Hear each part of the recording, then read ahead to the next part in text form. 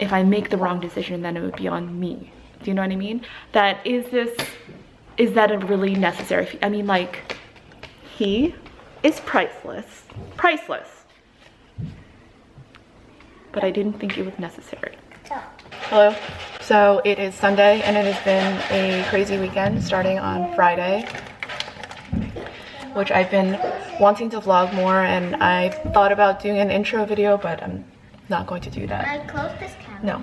Oh yeah. That get more light. No. So it started on Friday. Well, actually, it's probably started on Thursday. I got home from work really late and I picked him up really late, and the teacher said that he around like mid-afternoon he was lying himself down. I'm talking about the baby boy. So tired. Here we go. So she said that she checked his temperature, but he didn't have a fever. He was warm but didn't have a fever. So I was like, okay. So on Friday, and I did feel that he was increasingly warm, so I did give him I gave him Tylenol that night to sleep, to hopefully kind of like curb the oncoming fever. So I decided I was going to stay home from work, well, not stay home from work, but work from home that day, because very likely it was going to be that he was going to get a full-on fever, get really sick, and I'd have to take him to the doctors. Plus there was like a tornado watch. So sure enough, I was on a call. I had meetings back to back. I have to stop this because I have to count. 3, 4. So that is an example of why I can't film. I get interrupted every couple of minutes. So I don't know where I left off, but basically, I think I picked him up really late on Thursday. I decided to stay home to work, both because he was sick and I let him sleep in on Friday, and there was also a tornado watch. So, and I was pretty sure I was probably going to have to bring him in to the doctor on Friday because I suspected an ear infection. So Friday he slept in until 9, which is late for him. And what happened? I was like on a call at 3:15. I got a call saying that he had a fever of 103, and 103 is high. Kids get high, but 103 is like pretty high. So I hurried up, finished that call. I went to pick him up. And in that on Friday morning, I had researched 2 other places than his normal pediatrician, because it's not that I was unhappy with his current pediatrician's office. It's just that they were charging me more than I think that they need to. Essentially, is what it is. And so I picked him and his sister up because, again, there was a tornado watch and I wanted to pick them up anyway. And I took them to one of the new ones closer to our home, and they were nurse practitioners. It was a walk-in clinic, which I don't know if is considered an urgent care. And kind of like when the girls saw him, they took his weight, his height, his blood pulse, his oxygen levels, and his pulse was really high. His oxygen levels were, they thought, too low. It was 94. And they said that they wanted it to be 97. So so we went to the room. Before they even saw him, they came back, like one of the tech person who like weighed him and did his measurements wanted to come back and wanted to do a strep test and a flu test. And I was like, you didn't even see him yet. Like, why do you want to do these tests when you haven't even seen him yet? So she's like, okay, so you don't want to do it? And let me go ask the other person. So the nurse practitioner who was going to see him came in, I think, listened to his heart. And then she was like, do you think he'll let me look at his ears? I'm like, well, I mean, I don't think he's gonna enjoy it, but I mean, physicians have seen, or, you know, medical professionals have looked in his ears before. I mean, you have to look in his ears. So she looks in his ears, didn't see anything, and then was like looking at him sitting on the table, and he was sitting on this, like, on the crevice of like where the table angles, and then he started rocking a little bit, and then she was like, does he do that? And she's like, I think he's having trouble breathing. I was like, I've never seen him do that. He could have been having trouble breathing, I'm not denying that, but I was thinking it was more because he was sitting on that crevice, and maybe he also had a dirty diaper. So she's like, let me go ask. She's like, I don't know. Let me go ask another medical provider their opinion. So that person can check him out. Comes in back with another nurse practitioner. She just says he has to go to the ER. And I'm like, so the second nurse practitioner comes in and says he has to go to the ER. And I was like, wait, what? And she's like, we can't provide him. His oxygen levels are like really low. And we don't have an oxygen machine or whatever. And I just couldn't wrap my head around it. So I called another urgent care, which I didn't get confirmation that urgent care was in network. So I called them, asked them if they had an oxygen tank, because there's two things. Like, are they a network? Do they have an oxygen machine and an X-ray machine? So I called them, I gave them the story, and then the girl, who is, I don't think was necessarily a medical professional, she was probably just either a medical tech and or just the receptionist. So she was like, you know, you should probably just take him to the ER. I don't think we can help him. Or I'm pretty sure that we will probably likely not be able to help him given this other diagnosis from this other place. So I didn't even call to see if they were in network. I didn't know what to do. It was either go to the ER or try his physician's office. And already I've incurred a cost with the first new place that I tried. So I went to the ER. I started to go to the ER. I asked, I was calling back and forth with insurance nurse line and asking them.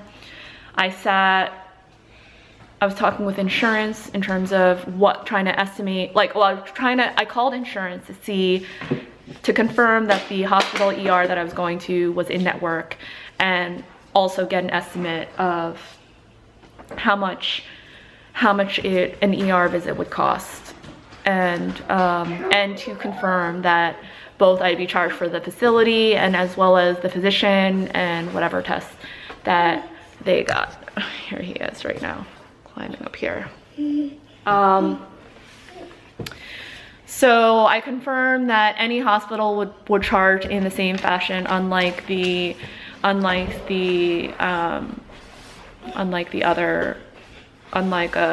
walk-in clinic and urgent care and things like that. Hi, mister. Hi. How you feeling? So I was sitting in the ER waiting room, didn't check in yet. Wasn't just, the estimate was $2,600 for any, like, a ER visit, which probably doesn't include any tests or special treatment other than that. And I sat there for quite a while, and I called the insurance twice, and the second time I called, I got the same person who told me just take care of your kid and whatever. And the thing I was dealing the most with was the cost of medical, feeling in my gut that it wasn't an emergency, necessary for an emergency visit. It wasn't at that level for me. But then there was the balance of is my kid, and if I make the wrong decision, then it would be on me. Do you know what I mean? But it was a significant charge, $2,600, $2,600. That is that a really necessary? I mean, like, he is priceless, priceless. But I didn't think it was necessary. So I went over back to his old pediatrician's office and was like, I went and asked them, like, do you have an oxygen machine and all this stuff? And there was like two people sitting at the reception, and talking for them, explaining the whole situation, and then the like my situation at the first place, the cost of their place, and then the $2,600 for the ER. And then the reception was like, well, do you want me to ask the physician assistant, who is the person at that clinic, because it was after hours. She was like, well, maybe we can ask her to see if he should be admitted here. So she came out, and she is the physician assistant that we have always had when we did the walk-in clinic, and I really like her. So I think she knows me and things like that. And so I explained to her the whole situation. Her initial reaction was like, maybe you should just go to the ER. And I was like, yes, that is easy for you to say because it's not your wallet. And like I said, I don't want it to make it seem like my kid is not worth it. And it's not like I'm saying he's not worth it, but if you're gonna have such a significant charge, you have to, I am not in a position to be like, it doesn't matter, let's just do it. It's a significant charge. And I didn't think that the situation was ER necessary is what it is. So I talked to her, and she was like, okay, well, why don't we see, she eventually was like, okay, why don't you see if he can, I will see if I can try to treat him. Why don't you get him admitted here, and I will see. We do have an oxygen machine. And she's like, what do you mean by oxygen machine? I was like, I don't know. And I was like, his oxygen levels were low. And then I was like, I know with my other kid in a different state, in a different facility, she also had that thing. And then I remembered it wasn't an oxygen machine. It was, now I know it's called it was albuterol. You know, it's kind of like the asthma type thing to help open their lungs, because it was a wheezing issue. Maybe she had low oxygen, but it was diagnosed that she had wheezing. So I was like, okay. I started to get admitted to this doctor's office, and then I just wasn't sure. I was like, wait, I don't know, because at the end of the day, if I had to go to the ER, I didn't want to incur this middle doctor's office charge. And I was like, wait. And then I asked my mom, I called my mom and I asked her something. And I forget what I even asked her, but I did call and ask her something. And then I got my question answered or whatever. And then I was like, okay, forget it. Let's just do this. We're gonna admit him to his old pediatrician's office. She did an evaluation on him. First he got weighed and he got his pulse. His pulse got up to 96 for like a split second, but 95, it did hit 96. His blood pulse was actually higher than the other place.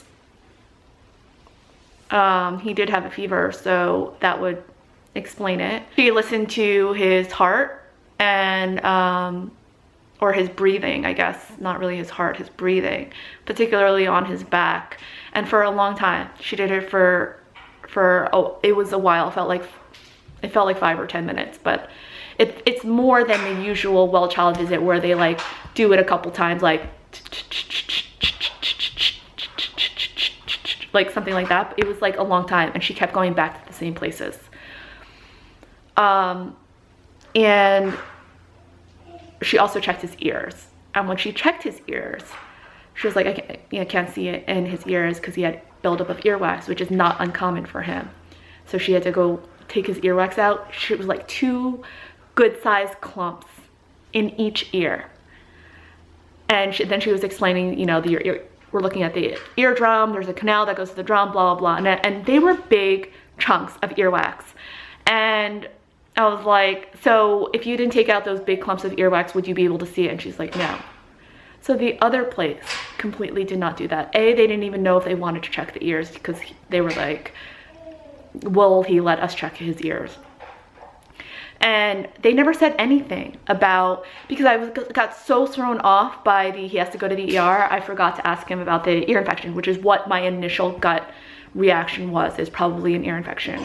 And so the fact that they didn't say anything about he has an ear infection, and that there was 2 big clumps of earwax, so they wouldn't even have been able to evaluate. And then he was also evaluated on one side. There was a slight thing of wheezing, slight diagnosis of wheezing. So they completely, the first place that I went to completely did not do that, or diagnose that, or be able to detect that. So in an old pediatrician's office, she gave him Tylenol to help bring his fever down right away. And then also they did the nebulizer, which is this thing with albuterol. It's like a glorified or enhanced inhaler.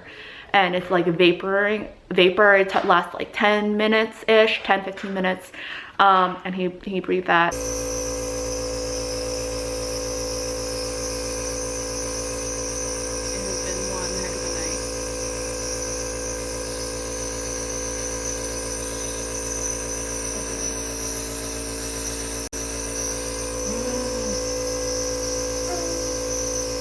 And then after he did that, she said the wheezing kind of spread. So it kind of is like opening it all up and whatever. So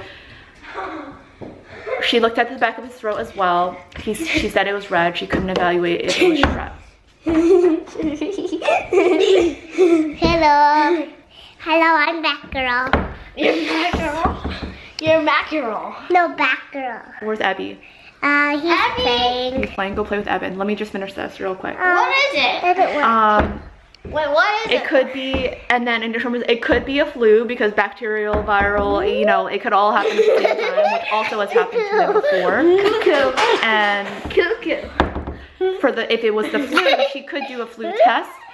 And I was like, well, the flu is viral. Like, what could you do? The other place told me that there's Tamiflu, but she said that Tamiflu would only help with the symptoms for 1 day. And I asked her, well, what is the severity of the flu on a child his age, like 1.5 years old? Is it something like Tamiflu is just to ease the symptoms for one day? Or is he like a high-risk kid? She was saying that it was like really 6 months and younger are more the high-risk age. For his age, he's a little bit more robust. So it's not really that. It's more of like a comfort thing. So it could have been, there might be strep, don't know. There might be a little bit of pneumonia, don't know. But that would have been taken care of with the antibiotics for his ears. So there's no reason to test if you are going to treat the ears with antibiotics anyway. And all of this makes sense. This has happened before. So he also prescribed this nebulizer for 2 days, and then as needed thereafter, and then antibiotic. And he came home. I'll just go in the house by myself. And he was not ER. Not ER grade level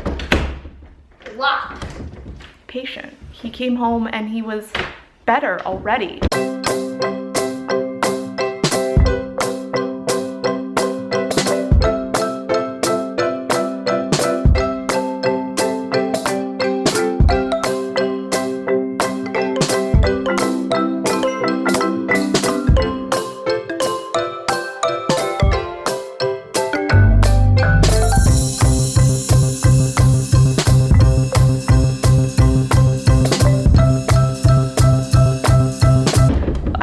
couple of hours. So basically, I woke up at 5:15 that day, as I normally do.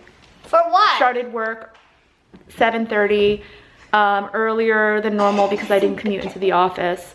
Finished work at 3:30, and then my second shift from doctor to ER to doctor to pharmacy. Look at this insanity.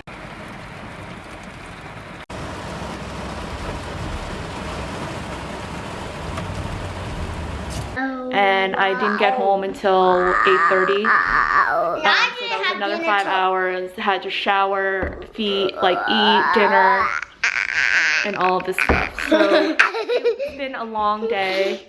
I'm small And just kind of recovering from that. Bacon. You see why vlogging and talking and giving updates and things like it's impossible. Where is Evan? Where's my big boy? He's doing stuff. Huh? He's doing stuff. How come our face is red? So are we? I know. I don't know why it's red. But are we happy that Evan is better? Yeah. He's a lot better. His fever went down. Like he got Tylenol at the doctor's office, like I said, on Friday night, and I haven't all day Saturday. I was checking his temperature, and it was not even. He didn't even have a temperature. It was like 99. No, 97.7. But it's still in the green. I did give him Tylenol last week to help him sleep. He hasn't been eating like that fantastic. Ow, you're hurting me because I'm not sitting very well. And yeah, he didn't need to go to the ER. So basically I saved myself over $2,000 is essential. And I think the most difficult thing is when you get bad medical help. You get bad medical help. So that is going to be another thing. I think I'm going to have to try to fight that bill even before it comes, because I didn't get the help. I didn't get the adequate medical advice that I should have, and he was treated poorly and insufficiently is what it comes down to. Let's go check. Let's go check on him. Slime. So he's in the same place, same spot. He really wants to do Play-Doh, don't you? Do you want to do Play-Doh? Can I play with him? He does still have a runny nose, but he's doing a lot better. My slime. I play with Play-Doh. You want to do Play-Doh, Abby? Do you guys want to play Play-Doh with him? Yes, I do. I don't want to play. So that is pretty much my story of this past weekend. It's been crazy. We had this weekend. We also had yesterday. So it was not really a rest day because we had to go get a birthday present and go to a birthday party. Did you have fun at your birthday party? Yes. And I got to watch spa. a movie. Did you have a spa? Did you go to a spa? A spa? Did you get your nails done? Yes. You want to show your nails? No fair. Is something good nails. So she got her hair done and her nails did, and my you had a dress and my crown and a tiara, a glitter hair, and while I got to watch a movie. And today is Sunday. We have not Thumbs up. we have not. It's like probably 12 or something. We're totally off schedule today. This whole weekend. How are you feeling, big boy? And we haven't gone to the supermarket yet, but we have to do that as always. There's a couple things that I want to do, which is take down this tree. I want to build a bookshelf for this area, which I bought already. It's sitting in the closet. Not closet, in the garage. And I want to clean the floors because they're so disgusting.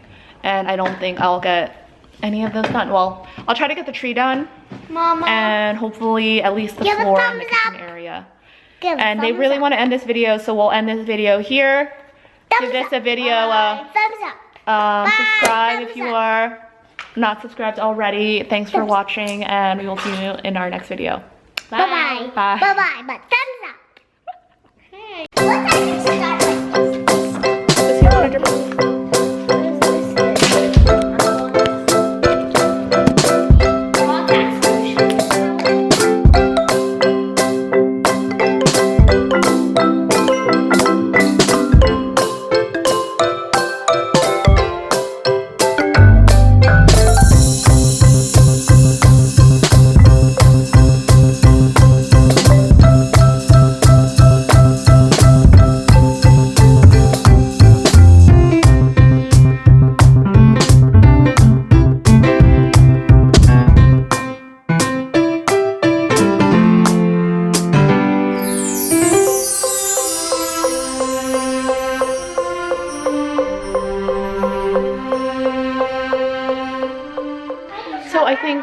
before I go, one of the things I wanted to, so I think the point of this story is in both instances, should I work from home or not? Because for my office, it's not highly looked upon. But you have to trust your gut. In that sense, my gut said that I should work from home, be close to him, if he needs me to take him to, to let him sleep in, if he needs me to take him to the doctor's office, if I need to pick him up early from school. 1. Trust your gut. I didn't think that he was an ER candidate. And I think I was right in that decision. And like I said, it wasn't about the money. But it partially was. Like, I'm not at a point where I can make decisions. $2,600 I could just throw at it if it wasn't justified. Does that make sense? And these kids, glitters everywhere. this is Nature Valley biscuits with almond butter. These taste like dessert. Like afternoon snacks. They're sweet and Nuts. We got nuts.